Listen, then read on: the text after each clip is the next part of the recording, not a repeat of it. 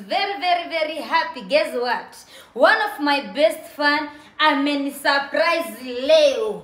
Akasema baby, niliona una move. Nikasema kwa nyumba mpya uende na vyombo mpya. So guys, hizi hapa ni gift from my fan. Oh my god, mommy, I love you so much. Inakabie. Yaani nimeamua hii, hata mimi mwenyewe naogopa kupikia ndio ikuwe vyombo ya wageni, lakini hiyo inakuanga shida ya kaumaskini. So si vyombo ya wageni. Wacha nizoee hizi vitu jamani. Sikuwa nimezoea nikiwa mdogo. So guys, look at my new sufuria. Sasa my kitchen inakaa poa.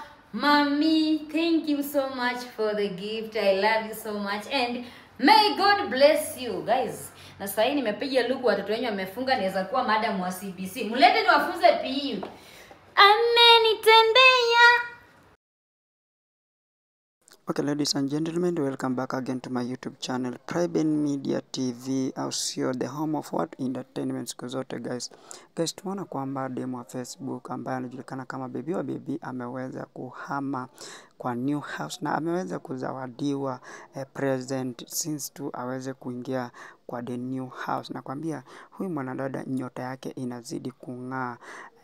Na siku zote niliwaambia kwamba the moment watu wengi watakuwa wanakuongea negative about you, Mungu na anazidi kukubless. Na tunaona kwamba demo Facebook anazidi kubarikiwa, anazidi kung'aa, yani mafans wanazidi tu kumbless na vitu tofauti. Na hivi juzi tu ndio tumeona ameweza kwenda kwa nyumba mpya na ameweza kutupostia video akisema kwamba ameweza kuzawadiwa zawadi ambayo ni vyombo ya pale jikoni. So wewe kama mtazamaji unaitazama mara ya kwanza hii channel ya Private TV ama Private Media, maybe ungependa tu kupata video zetu kwa haraka zaidi, ningependa uweze kusubscribe na pia uweze kucomment wewe maoni yako ni epi kama wewe ni team Baby.